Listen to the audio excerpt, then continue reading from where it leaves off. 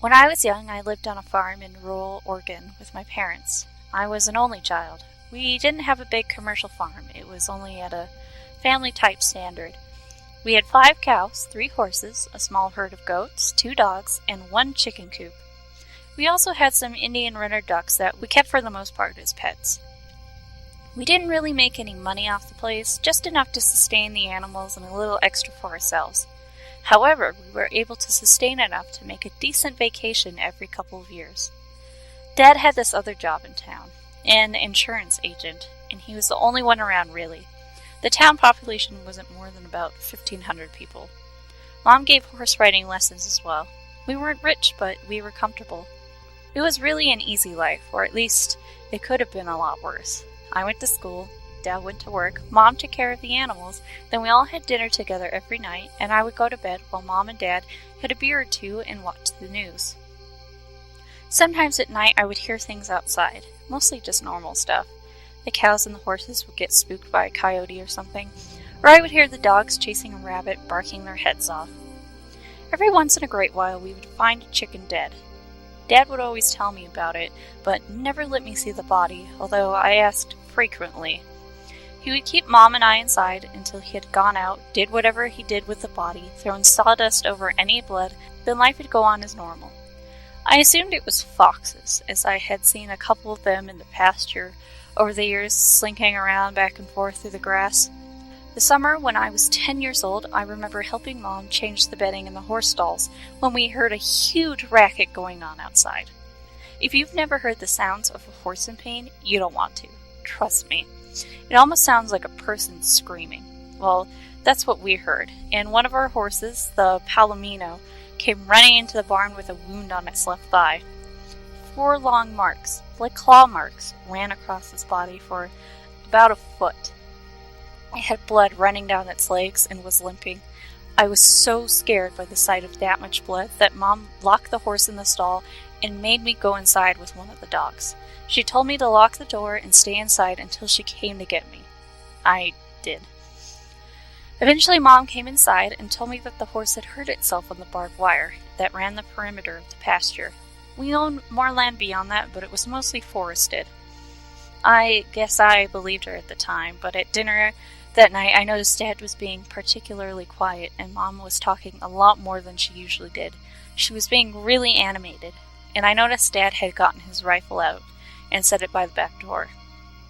Usually he only did that when the coyotes had been acting up. That night I went to bed as normal, but I had trouble falling asleep. I turned on my desk lamp and decided to read comic books until I got tired. I have a very vivid memory of reading Uncanny X-Men and hearing the back door open. Looking out, I could see my dad by porch light lighting a cigarette and holding his rifle under his arm. He started walking over to the driveway and then turned to follow the fence line. I couldn't sleep until I knew Dad was back safe. I kept coming downstairs with the excuse of getting water to see if Dad was back in the house yet. And each time, all I saw was Mom sitting on the couch in the living room, staring at a blank TV screen and looking worried, sighing occasionally. Eventually, around 4 in the morning, I think, Dad did come back, and I was so tired and relieved that I fell asleep as soon as I knew he was home. He never told me what he did that night, but I never thought to ask.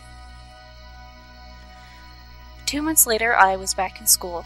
It rains a lot in Oregon in the fall, and this day was no different. All I could hear from my bedroom was rain hitting the ground and the aluminum roof of the chicken coop. There was a light thunder in the distance, but it was slowly getting closer. I thought I had heard a coyote yapping out around the garage, or it could have been one of the dogs. I looked out, straining my eyes to see whatever there may have been. In a brief and distant lightning flash, I saw something. It looked like a person, but hunched over. With a long torso, it was tall, taller than Dad, who was a good 6'4" at least.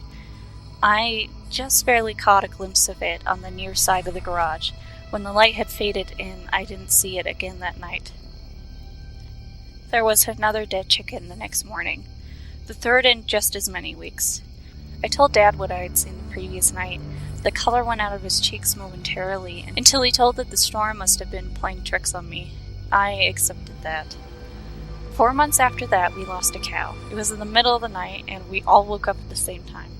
There was a lot of noise in the pasture, but only briefly. The cry of a dying animal and a primitive, guttural yell that I'd never heard before. Dad rushed to my room.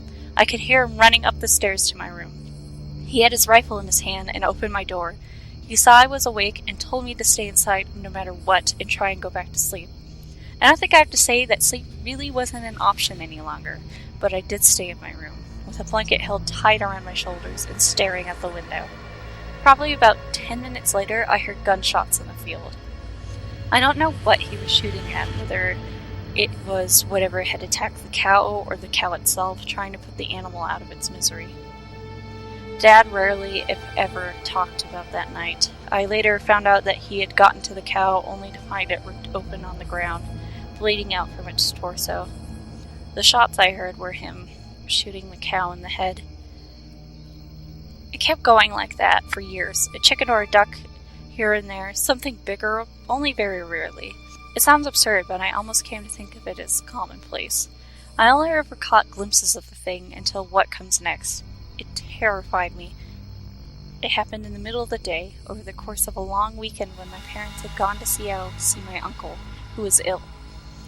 It was on a Saturday afternoon. I was 17 years old. I was out in the barn putting up food for the horses and the dogs. The horses were running around in the pasture, and the dogs were asleep in the corner of one of the horse stalls. I heard something rustling in the tall grass outside the pasture. The dogs looked around a little bit, but didn't seem to mind. I assumed it was just one of the horses waiting for me to leave so they could eat. I kept going about what I was doing, and in several minutes I thought I heard breathing. I turned to look, and it was standing in the door. Tall as hell, even hunched over. The sun streaming in behind it, lighting all the dust in the air around it like some kind of sickly halo. It was looking at me, considering me. Maybe it was trying to decide whether or not I was food. I remember swearing, turning, and running as fast as I could for the house, not even thinking. Panic causing my legs to move. It was behind me, not even breathing hard. I heard its feet hitting the ground in a constant rhythm. I got to the house, opened the door, slammed it behind me, and locked it as fast as I could. I tore through the house, locking every door and drawing the blinds on every window. I could hear it snarling outside the back door. The dogs were barking at it, and they wouldn't try to attack the thing. It was too big, and they knew it. It roared at the dogs, and they ran off, probably to hide in the pasture. I went to my parents' room and got my dad's rifle. I loaded it and set up a chair in the living room facing the back door and waited. It started prowling around the house. I could hear its feet crunching in the gravel of the driveway and the wooden planks of the back deck. It kept walking back and forth. I thought about trying to look through the window to see it, but I was too scared. Eventually, after hours of hoping it would go away, the sun went down. I turned on all the outside lights and went up to my room. I opened my window with the rifle in my hands, hoping to be able to pick the thing off from above. I saw it lurking just below the glow from the porch light. It had long, sinewy arms, and it walked on a bent knee. It was by the chicken coop. Then it disappeared from view. I heard the chickens squawking and screeching. The thing reappeared with a dead, bloody chicken in its hands. It bit off one of the wings with its jaws that were dripping with slime and drool and let the dead bird drop to the ground at its feet. Then it looked at me. Its eyes made contact with my eyes.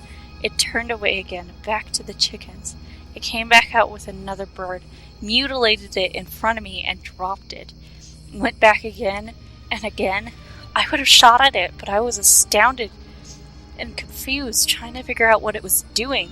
Then it hit me. It was a show of power. It was showing me that it was stronger than me, that it could do whatever it wanted to do because I couldn't stop it. At the same time, I felt powerless, sickened. Powerless because what it was saying was true.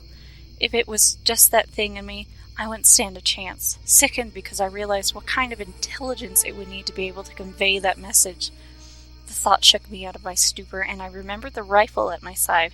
It was heading back to the chickens, and I decided that when it came back, I would take my shot. It strode back to the porch, almost arrogant, walking on a bended knee with those arms so long, and the chicken was nearly dragging on the ground. I raised my rifle up to my eye, and I tried to steady myself. My heart was beating so hard, I could see the rifle shaking ever so slightly in rhythm. With each heartbeat, I could hear it pounding in my own ears. It raised the body to its mouth, and just as it was about to put the chicken's head inside, I squeezed the trigger. The loud crack of the gun echoed in the now shattered silence of the nighttime standoff, and I heard it howl. A painful, loud, startled howl. I hit it on the outside of the shoulder, and ran off into the night. I never saw it again. It was still out there, though. It still killed chickens and other things, more often than before. I'm writing this now because my parents died 3 weeks ago. They were killed in a collision with a drunk driver. He survived. They left me the farm, and I intend to live here with my own family.